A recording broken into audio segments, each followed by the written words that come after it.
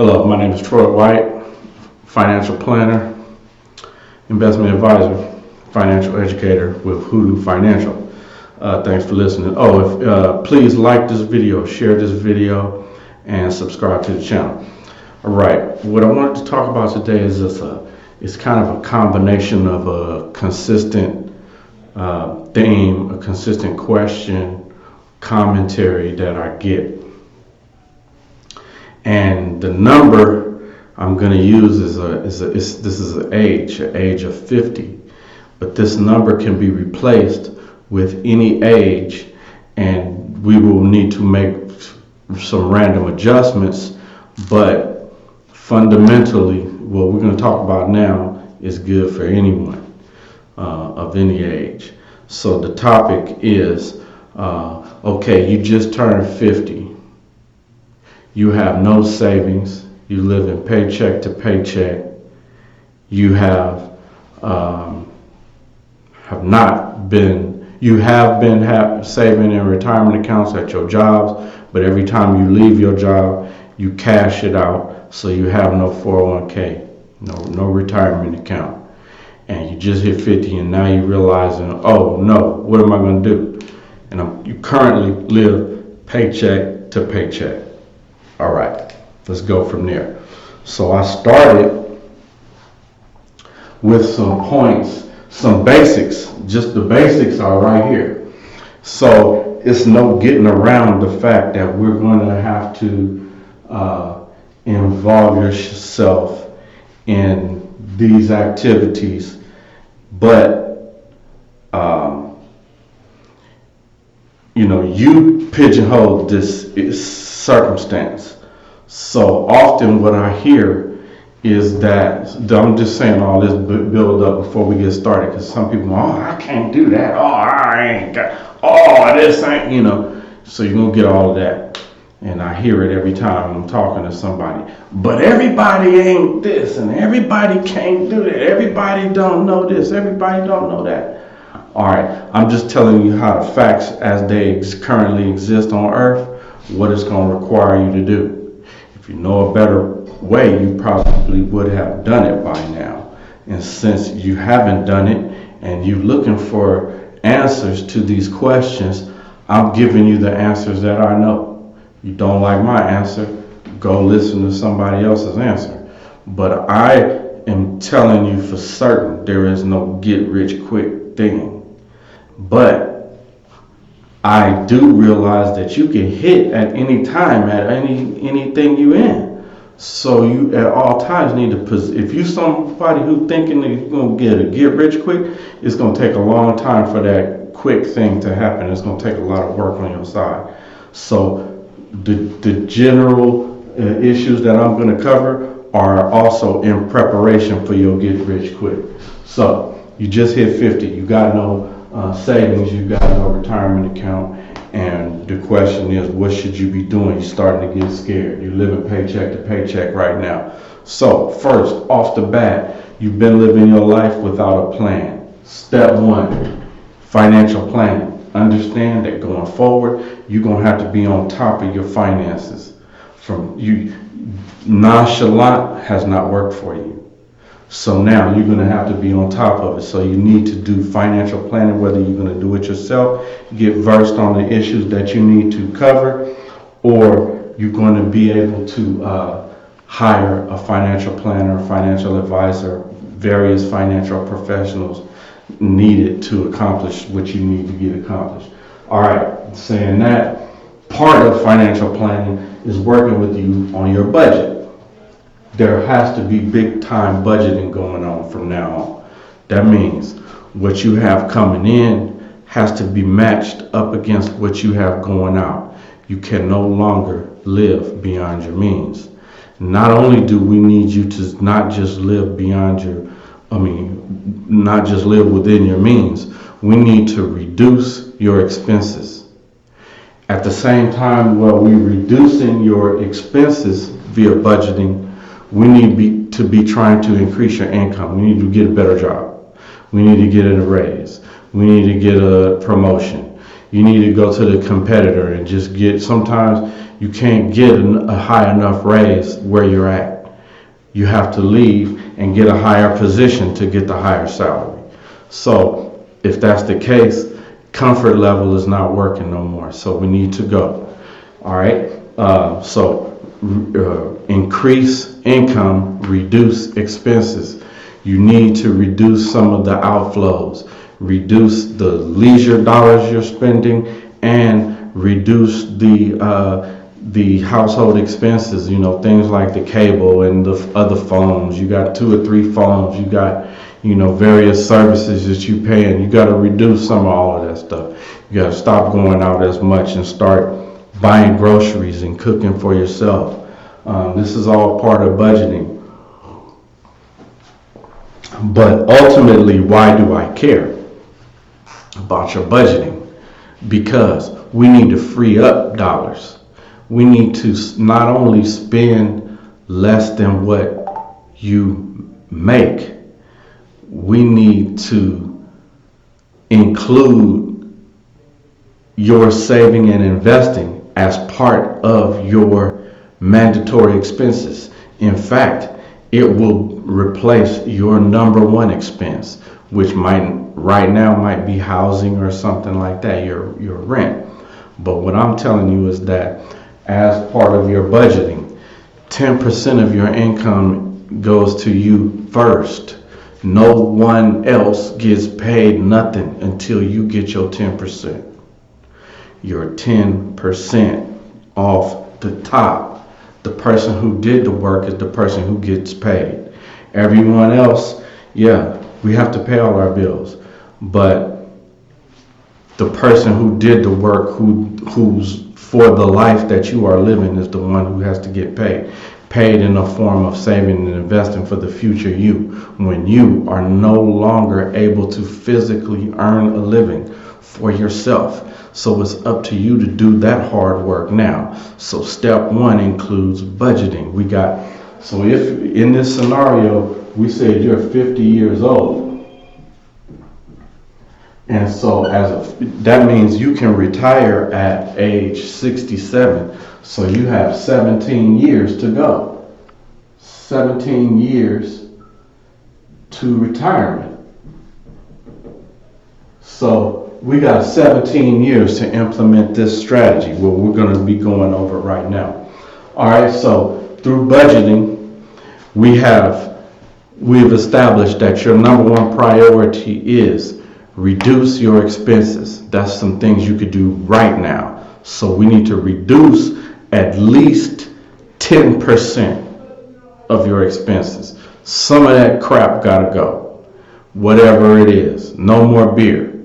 No more something, some frivolous expense. Get rid of them, or at least identify them, because we're going to replace that with 10% of your income as saving and investing. Okay, so and then we are going to try our best to get a better job, get a higher salary, get a raise. That's an ongoing mission that does not stop for the next 17 years. Then we are going to move directly to saving for a rainy day fund. Remember that 10% that we said we're going to free up, that 10% that we stop paying for frivolous junk, 10% of your income, and we're going to shift that to be the first thing that is paid out from your account when you get your check. Is 10% goes to your investment accounts. 10% of your income. So we just did that. Now, in your investment accounts includes your rainy day fund. So what accounts are you going to need? Let's dive in. So here, now we get into the nitty gritty. All right, you probably have a bank account. So bank account. Then you need I'm just going to call it investment account. And I could get more specific and call this a non-retirement investment account, but it's just a traditional investment account, regular taxable account. This is I'm going to say you have a 401k, at your job or the ability to have one, and you're gonna need an IRA. We'll probably open this for you, and you're going to need a Roth IRA, and then you're going to need insurance, and because it's going to be different types under these categories. All right, now, and so remember, in this scenario, the person started off check to check, he got no money tucked, all the bills suck up all the money. So we got to devise a plan first, and this is what we're doing now, and then we start to work backwards from there. But the first steps that we can take that don't cost any money is budgeting. Budgeting by reducing our expenses, trying on an ongoing basis or current basis to increase our income through our use of our labor, meaning, you know what I'm saying, you get paid for your labor. That means it's your job, your W-2 income. And so then, with that reduction of expenses, we are going to transfer that to be our first expense, and that is paying you first 10% of your income. With that, we're going to create a rainy day fund. So inside your bank account is where your payroll, direct deposit.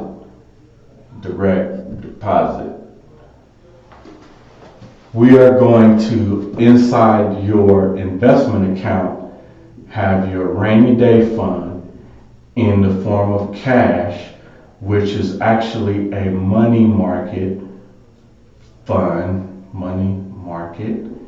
and we're going to get this up to $1,000 via the 10% that we just found through reducing your expenses. That 10%, we are going to build a $1,000 rainy day fund. Now, every dollar above $1 goes towards our other goals. And so now is where we start beyond this point, rainy day fund. So our rainy day fund is a must-have. Let me say a few words about rainy day fund, also referred to as an emergency fund. Also just referred to as your liquid cash, your liquidity account.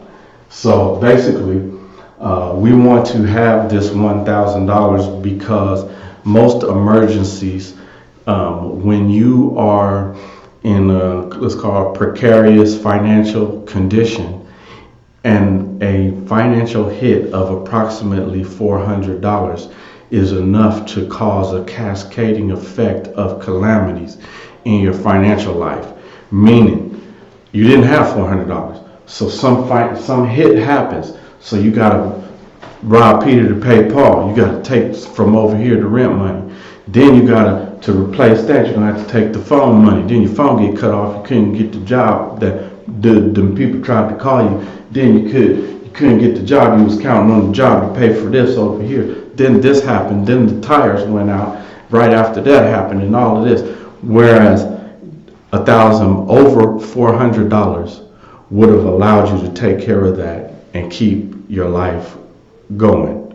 And if your life is going in such a way that progress is being made, just like as you breathe, you need to, that's what financial planning is. We need to set up, automate your life and your understanding of what is going on in your financial life, such that just the same way you walking on a path that's towards success, however you deem success, financial success. And I'm dictating for you what some success is, and that is because I'm speaking as what's called a fiduciary to you. So I'm responsible to do what's best for you by law.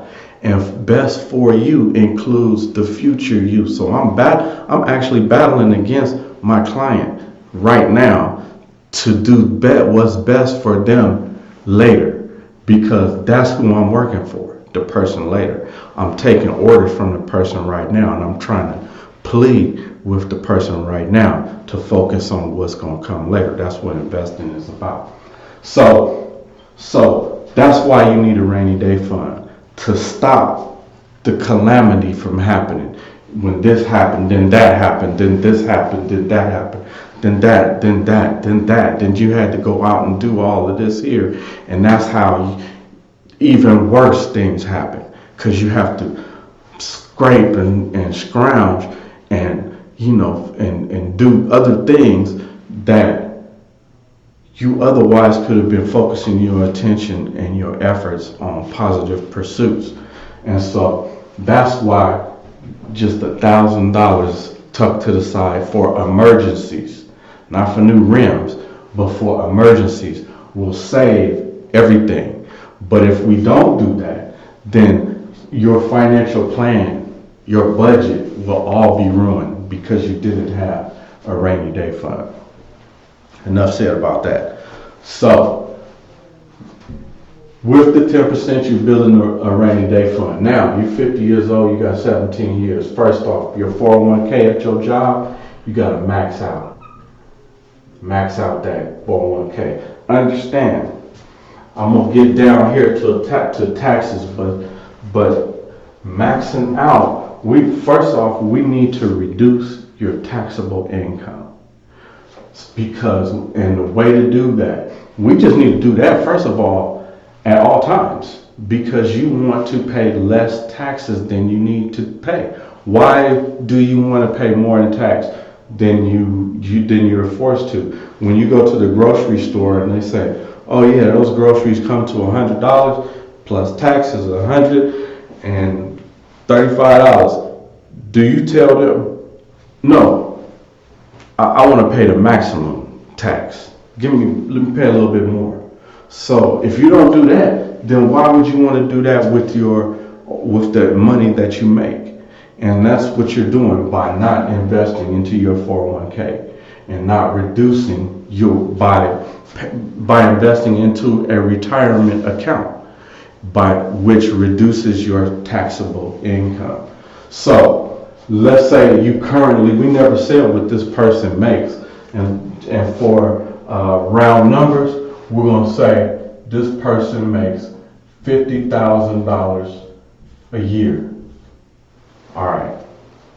So if this person makes $50,000, if you maxed out into your 401k and just say on our 10% saving and investing means that would only be $5,000 that he's doing. So what we want to get to is that we're doing 10% over and above what's going on inside your 401k. So let's say hypothetically your employer is going to match you up to 3%. I'm looking for my calculator. So let's say the employer matches your 401k contribution. So here's the technique. Let me not assume that you understand what that means. So in 401k accounts, employers offer these types of investment accounts to their employees to attract a better quality of candidate.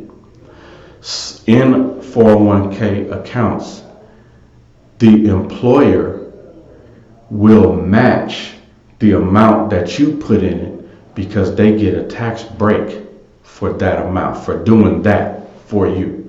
So some employers do and some don't. Smaller companies, maybe they don't. But that match is going to be, so let's say that the employer will give you a 3% match. So that's 50,000 times 0.03, which is 3%, right? Yeah. So your employer will give you another 1,500 in here if you put 1,500 in there. So that seems like too small though. Times 0.03. Yeah, that's right. So right off the bat, we know you need to be doing 1,500 in here just to get the employee match. Let's say employee match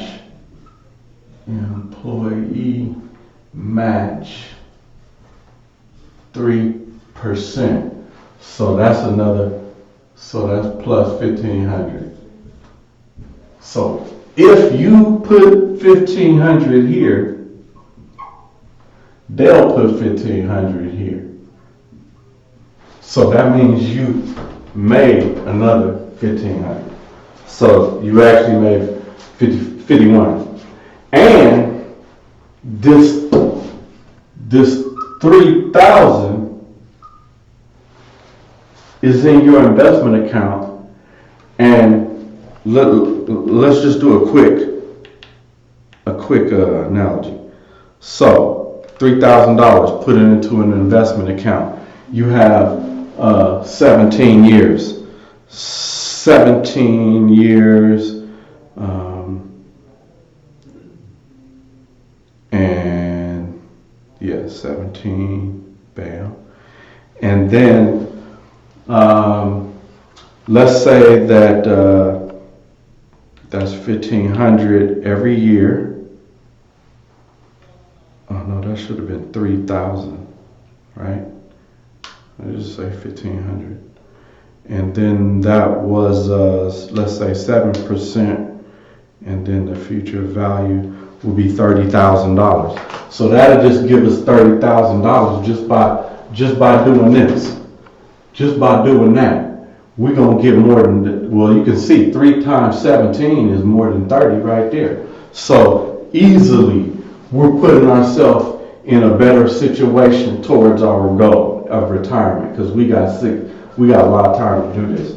Now, moving on, and I'm gonna try to stay out of the minutia a little bit. So, IRA account. An IRA account is similar to, that's an individual retirement account, similar to a 401k. The dollars that you put in here reduce your taxable income. So in addition to this, I didn't go over that. So this 50 right here, when you do your taxes, if you did this, then this 50 is reduced by that 1,500.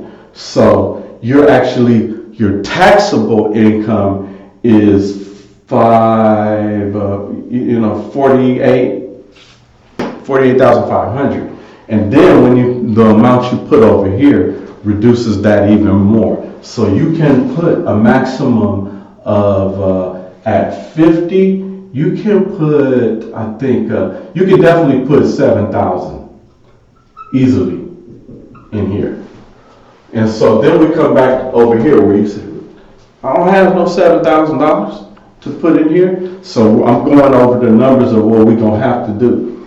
So let's say we got 15 years to get all of this in place.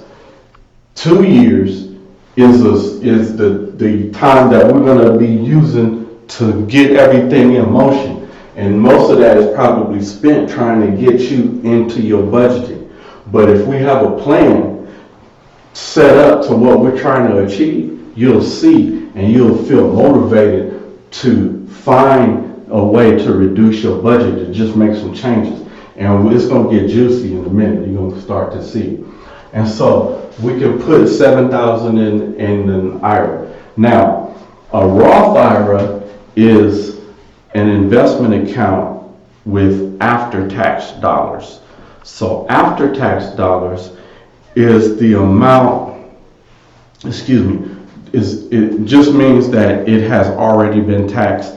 It wouldn't be the same dollars that were taxed in here. I know I might be losing you for a moment, but that means that when you retire, when you take money out of here, it's tax-free. It's already been taxed. So the growth is all for you. And so we need to be investing over here now for your retirement. So we are going to invest a monthly amount over here. So we're going to be putting monthly there, and this here, we're going to be, this one is, happening from your payroll. But we're going to sometimes be doing a monthly here, monthly amount. And then 50, you need some sort of insurance product, but what kind do you need? It all depends on you and your life and your lifestyle. So, and at 50, I don't know if you have small children. You might have a need for term, but you might have a need at some point for annuities, and it just depends on how we're going to plan these things out. You're gonna probably need some annuities at some point, and then we need to. I always have to mention. Look into long-term care, because long-term care can ruin all of these investing that we do. And while you work, you're still working. You should consider some workers' comp insurance. That Aflac stuff, something like that. And because too often, people didn't think it was going to happen, and it happens, and it messes everything up. All right, so these are what we need to be doing in terms of the budgeting and the retirement accounts. And when I said that, I should also mention VULs and indexed universal life. And so we ain't gonna cover those today, really, because that's going too deep. But don't want to get here. Then, hey, you got 50, you got 17 years till you get there. Let's face it.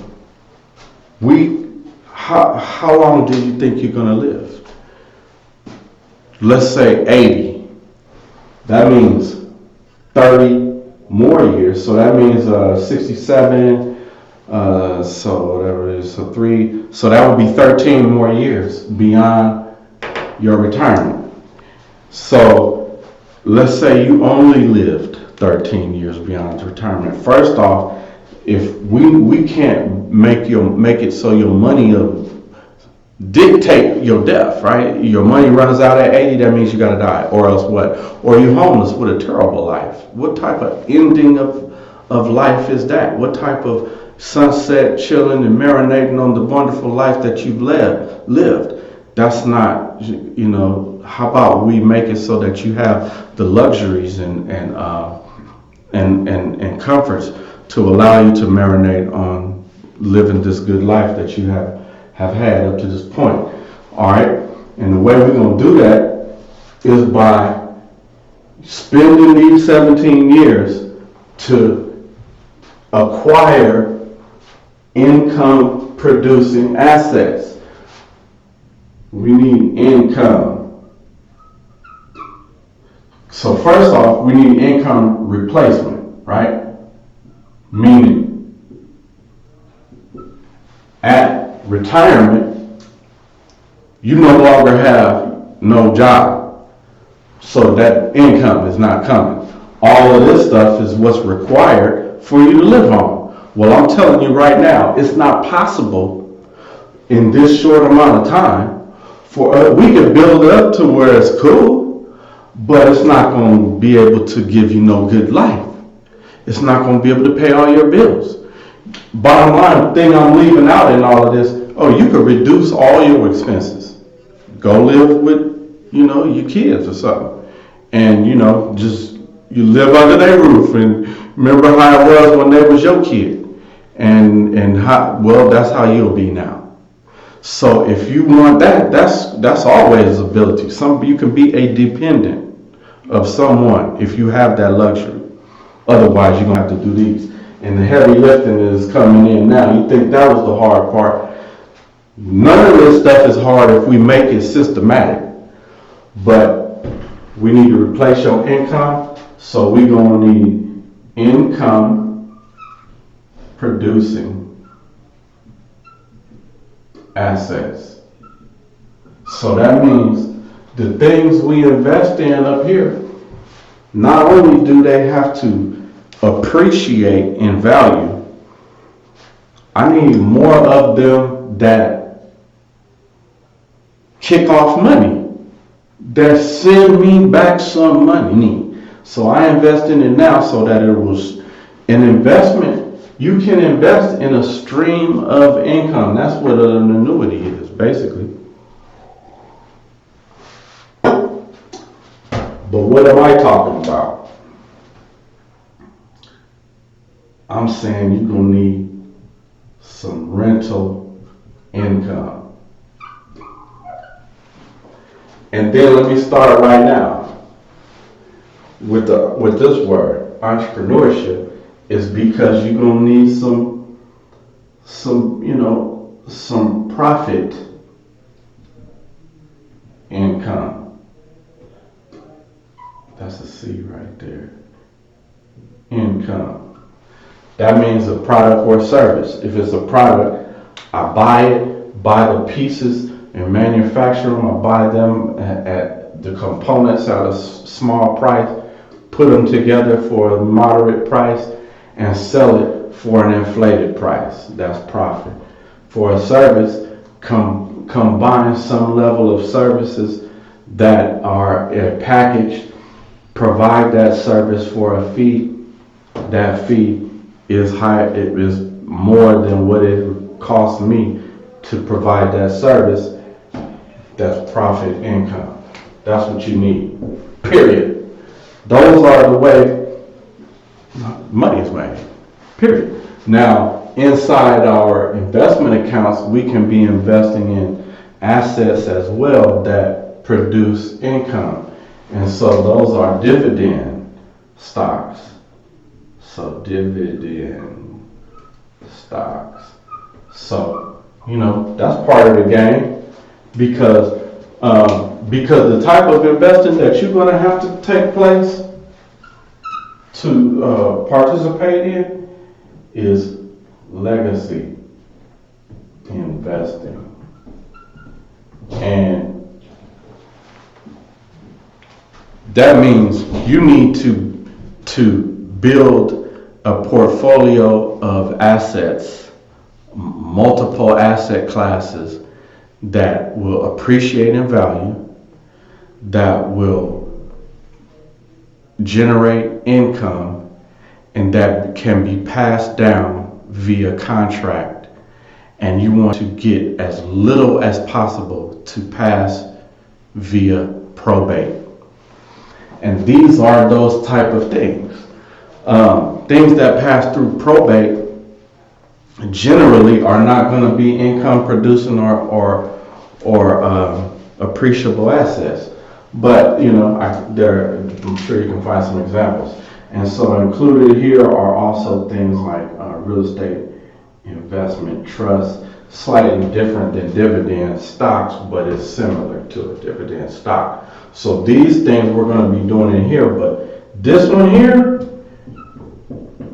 let me cut to the chase. In these 15 years, starting with the development of this foundation, and something else that I should put here is credit repair is going to be probably need your credit fixed. If it ain't, then if it's not so bad, that's good. Then we can get out.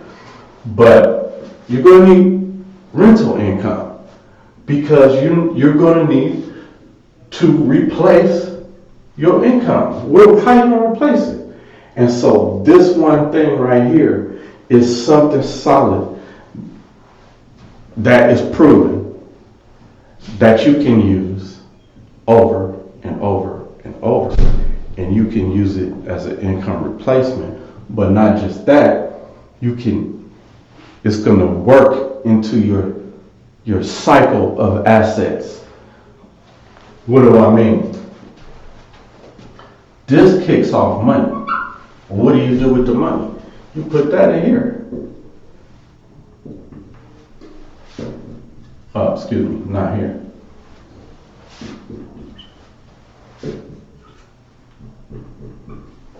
And so, okay, as you buy, you're going to acquire rental income property, and you're going to acquire this property by being an investor, not just going out looking around for houses that are for sale. You're going to have to get down with the nitty gritty and uncover deals. And a deal is a piece of real estate that you can speak to the owner and communicate with the owner and get an agreement to acquire their property under these conditions. You will give them exactly 70% of the market value minus what it's going to cost to make the repairs, repair costs, minus what it's going to take to get this transaction done, meaning sales costs.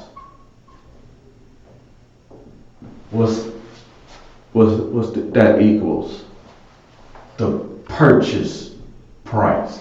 So if you had to spend the next 17 years every day, I think work days, there are 270 work days in a year, right? So 270, 270 times 17, you got 4,590 days to call up homeowners. You only need to call 4,590 homeowners in 17 years. And out of all of these people, you only need 10 to accept this offer. I want more of them to accept this offer. But the reason I said 10 is because you need, in these 17 years, you're going to buy one rental property per year. And so I'm giving you 7 years to get started. And you only need 1 a year. But I'm giving you 2 years to get started to building this. I'm giving you, this first year is your financial planning. Your first year is to get the budget right. But the budget starts now when you turn the video off. But you're going to buy one rental property per year. And that rental property is going to kick off income that you're going to put here. You're going to put here. You're going to put here. You're going to put here. You're going to put here. And then, when these numbers get bigger, you're going to buy, then you're going to buy your second one. Your second one is going to kick off income that you're going to put here. You're going to put here. You're going to put here. You're going to put here. You're going to put here. And then, that's built enough more. You're going to use that as another down payment and get another one. And that's going to kick off income. So we got 3 now. 1, 2, 3. And that income is going to go here. Every month. And then, guess what? These done appreciated in value. Remember I said 1 a year. All right, so this year, right here, we got HELOCs on those 2. Home equity line of credit. We got home equity line of credit on those two. That's what we use for the down payment on this one. And now we got this one also kicking off rental income. Now realize we bought all of these at 70% of market value. So we stepped in with equity minus what it costs us to repair it. So we got 100% financing on these. We probably don't even need these dollars if you do this. If you do this, we get 100% financing. That means we're using OPM, other people's money. Do that 4,590 times so that you can find 10. We on number 4. Now, with number 4, we got a HELOC on number 1. We got a HELOC, a HELOC, a HELOC. We'll get to another one. We're going to get number 5. If we had to put down a few G's, we got G's. We got some. That's okay. 15,000, 20,000, 30,000, whatever. We need some more. Oh, you don't want to get up off your cash? Get from the HELOC. Bam. We got the deal. It's 100% financed anyway. Any part down, probably just be paying for this. Probably be paying for the repair costs at worst. Bam. Guess what? Got another one. And guess what? What do you do with the money? And you stand diligent because you got, through your financial planning and your budgeting, you have goals. You know things you're trying to accomplish within these next 17 years. And so now you done put this in motion. You got this process going. You just regularly call these leads on properties saying, hey, I found your phone number in this listing that shows me people who are absentee owners that are behind on their payments. I'm just calling to see, would you be interested in selling? Oh yeah, I didn't know it was behind. I hate that property out there. I don't know, it had nothing to do with it. Yeah, I'll sell it to you. Okay, sir, well I'll give you, it's $1 million property. Yeah, I'll give you $700,000. They don't know what it's worth. I'll give you $700,000. Yeah, great. They own it outright. $700 in their pocket. And then you say to me, but I don't have $700,000. I didn't ask you if you had $700,000. Because if you did this, we could go get the money for free because you step in with 30% ownership of the building. So we put your 30% up because we're going to get loan to value equals 70%. We just need the loan for this part. They gave you the other 30%. They gave you the other part. So, bam, we're doing that over and over. So we're going to keep doing that. And so when you hit retirement, you're going to have 10 properties. Let's say those 10 properties start off when you first bought them as only doing like, say, $300 above the expenses, meaning, we pay a mortgage and all that. So every door is going to give you another 300. So, and just say these are, and I'm encouraging you to buy all 4-unit buildings, 4-unit, or some multi, meaning, you knock out the box with an apartment building. But just let's say hypothetically you went conservative and these are just all single family residences. So you got 10 single family residences that are paying you $200, $300 above your expenses. Well, that number is going to increase because by the time you get down here, this one who was paying you $300 over and above with a rent increases all the time. So by the time 17 years later, they will be paying, $500, $1,000 of rent on this one that started off paying $300. So, but for the sake of easy math, let's say that all 10 units are receiving $3,000 per month. $300 each per month.